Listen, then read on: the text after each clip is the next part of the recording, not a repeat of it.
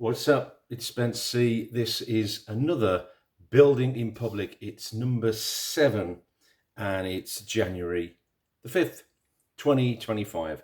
My name is Spence C and these videos are to keep me consistent. 2025 is the year of consistency for me. And what I'm trying to do is just post every day to keep me consistent. I'm a musician, I'm a music business consultant and entrepreneur. I'll be trying different kind of businesses out that I'm working on at the moment. I'll be sharing with you my wins, sharing with you my losses, and trying to be as honest and authentic as I can, but also sharing what I've learned along the way to help you guys if you're just starting out, for example. So with that being said, if you've been watching, you'll know there's a ritual involved. And the ritual is hydration, is drinking water. That's another thing I'm trying to stay consistent with, to get enough water in my body throughout the day so I'm performing as well as I can. So this is 800, this is like 28 ounces, 830 ml water. Here we go. You can pause, you can get your water, and you can join me. Here we go.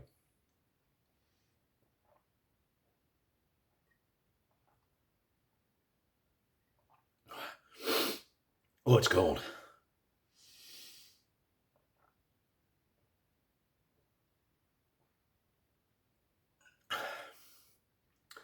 So my nose is so blocked. Sometimes I can't do the continual breathing and drink it down. So in one jug.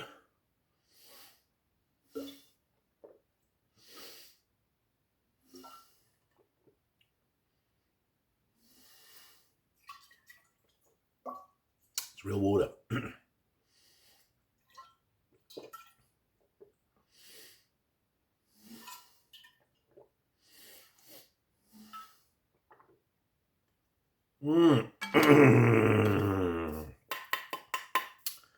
All right, so let's get into it.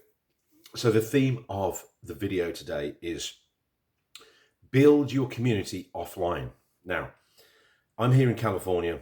I don't live here. I'm just staying here at the moment. My wife is doing a PhD and we have a little baby. We've come here to get some support from her family, her parents. Even though they're quite elderly, they're very young at heart, very active. So they've been great grandparents and they're helping us to give her a bit of time, my wife, to finish a PhD. I'm doing a lot of the childcare, so I don't have a lot of time to myself. So these videos are, again, part of this kind of me sort of creating content as I go. Anyway, I'm digressing a bit. So last night I got taken to a jug band experience. I don't know if you know what that is. I didn't really until I went last night. It's kind of like the old 20s, 30s music. It's very simple to play. It's usually just 3 chords or maybe 4. And it's all major chords, so it's very easy to like sing and harmonize over. And it's just really good fun. And there was about 7 or 8 people on stage. They're all playing different instruments like banjos, ukuleles, crazy instruments like toy pianos, like a bass ukulele, there's a trombone. It's just crazy, but it's fun. And then people in the audience come along and they bring in their ukuleles, and you've got your guitars, and people bring your kazoos and all kinds of wacky stuff. Brilliant atmosphere. And it was just a really great night. Thoroughly enjoyed it. And it was only a couple of hours, and that's all that was needed. So, and it got me thinking about this kind of stuff, because it was on a Thursday evening, and it wasn't even an evening. I guess it was dinner time. So it was like 5:30 to 7:30, which is, you might think that's unusual, but actually it's a genius move, because that restaurant probably wouldn't have many people in at mealtime, but people were coming in and not even playing. They were just coming in for the vibe. They just knew there was free music on there. It was a great atmosphere. It's child friendly. There were kids in there as well, little kids. Just brilliant fun. So that is a really good opportunity for you to go, hey, if you want to get gigs, if you want to get paid to play, if you want to build a community offline of real people, face to face, live people who actually turn up to an event and participate, then these kind of events are brilliant. Like, it could be an open mic that you do, it could be a jug band, it could be live karaoke. I've seen bandioke where you get like a live band and they play, they're the backing track instead of like a computerized backing track, or a pre-recorded one rather. So all these kind of things, there's so many different ideas, and I'll leave that up to you what you think. But I hope this is kind of firing off the synapses and going, yeah, I could do that.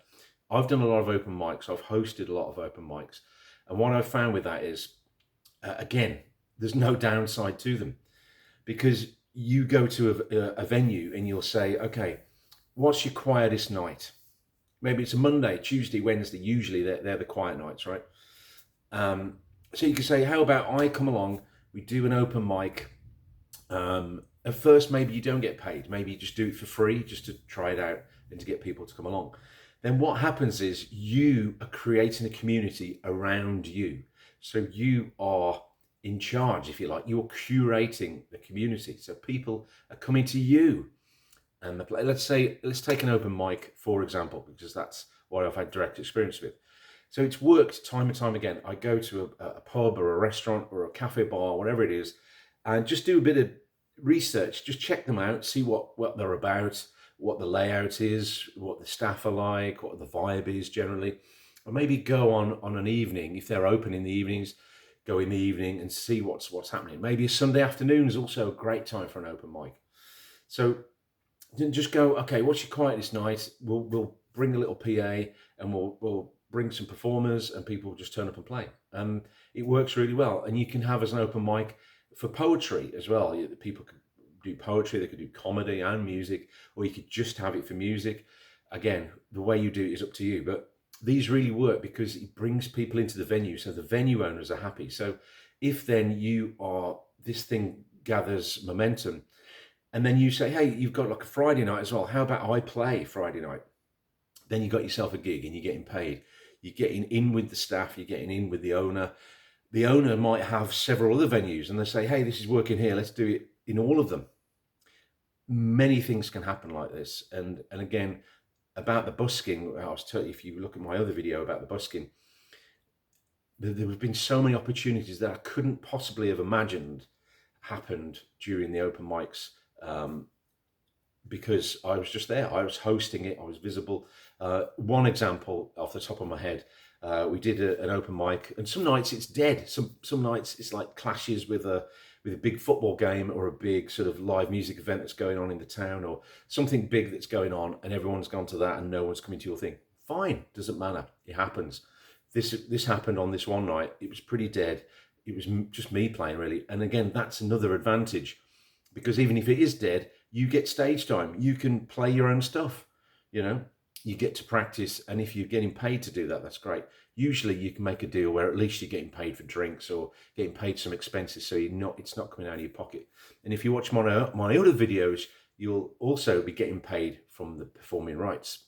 Anyway, I digress. So this one night, it was a bit dead. There was a few people in, but usually it kind of busied up a bit later on, and this was no exception. So it was a bit dead. And all of a sudden, a lot of people started trickling in because it was next to a theatre. So the theatre had finished and everyone started piling in from the theatre performance, including the people who were on the stage. Now, we didn't know any of this. This guy walks in and he was a bit drunk, and he came up to me and he says, oh, mate, can I play a song? And I was like, hold on a minute, I recognise you.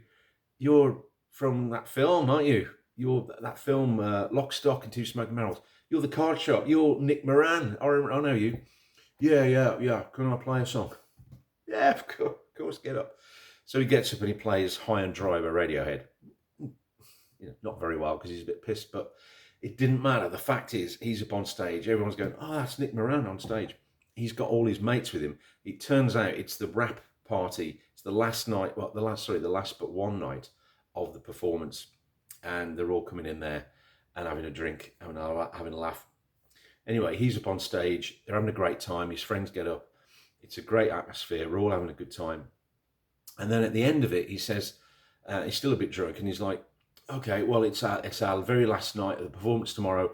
Why don't you guys come along? He was saying to me and two of my friends who were with me. You guys come along. We'll get you tickets. I'll put you on the guest list. Come along. come and watch the show. And we were like, really? Yeah, he said, really. So we were thinking, oh, he's pissed. He's drunk. He'll probably won't remember. But anyway, we said, okay, we'll do it. Anyway, sure enough, we went back the next day and our names were on the list and we were in. We got front row seats, watched this play. It was called Four Nights in Knaresborough, I think. And afterwards, we stayed behind at the stage door just to thank him, really. And he said, oh, yeah, thanks, no problem. Anyway, we're having a party now. Do you want to come? Yeah. So we go to this after show party, which is in the hotel lobby. And it's private. There's only just the stage, only the actors can go to this thing. Anyway, he goes off. He says, we'll see you there, tells us where he is. And we're just kind of talking amongst ourselves. And then we go in. So there's just us three. And they're like, oh, mate, sorry, it's not this. You're not coming in. Anyway, he comes over the shoulder of the security guard. No, they're with us, mate. He's with us. Come on in.